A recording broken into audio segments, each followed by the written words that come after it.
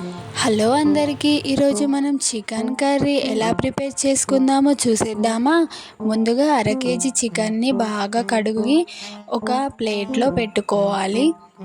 ఇప్పుడు మనం పచ్చిమిర్చి, ఆనియన్స్, అల్లం వెల్లుల్లి పేస్ట్, బగారాకు రెడీ పెట్టుకొని స్టవ్ పైన ఒక ప్యాన్ పెట్టుకొని అందులో ఆయిల్ పోసి ఆయిల్ వేడయ్యాక పచ్చిమిర్చి, బగారాకు వేసి బాగా ఉడకనివ్వాలి.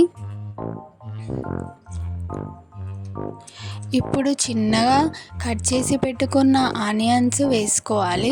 ఆనియన్స్ గోల్డెన్ కలర్లో వచ్చేంత వరకు ఫ్రై చేసుకోవాలి.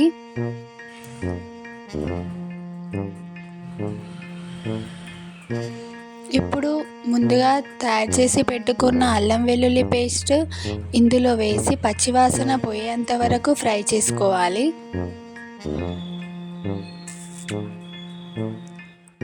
ఇప్పుడు కొబ్బరి పొడి వేసుకోవాలి. కొబ్బరి పొడి వేయడం వల్ల కర్రీస్ చాలా థిక్గా వస్తాయి, చాలా టేస్టీగా అవుతుంది. తగినంత పసుపు వేసుకొని బాగా కలుపుకోవాలి. ఇప్పుడు ముందుగా కడిగి పెట్టుకున్న చికెన్ని ఇందులో వేసి బాగా కలపాలి. ఈ మసాలా మొత్తం పట్టేంత వరకు కలిపి పెట్టుకోవాలి. ఒక 5 minutes సిమ్ పైన పెట్టేసి మూత పెట్టేసుకోవాలి. ఇప్పుడు ఉడికిపోయిందండి. ఇప్పుడు ఇందులో తగినంత కారము, ఉప్పు వేసుకొని బాగా కలుపుకోవాలి.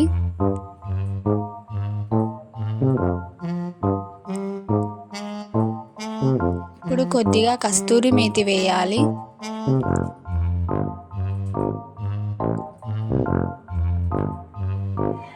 గరం మసాలా కూడా వేయాలి. గరం మసాలా వేస్తే చాలా టేస్టీగా అవుతాయి కర్రీస్. దాని తర్వాత మూత పెట్టుకొని ఒక 10 minutes అలా వదిలేయాలి. ఇప్పుడు 1 glass వాటర్ వేసుకోవాలి. వాటర్ వేసుకొని ఒక 15 minutes లేదా 20 minutes ఉడికించుకోవాలి. గ్రేవీ థిక్గా అయ్యే వరకు ఉడికించుకోవాలి. ఉడికిపోయిందండి. ఇప్పుడు మనం పుదీనా వేసుకోవాలి. పుదీనా వేస్తే ఫ్లేవర్ చాలా బాగుంటుంది.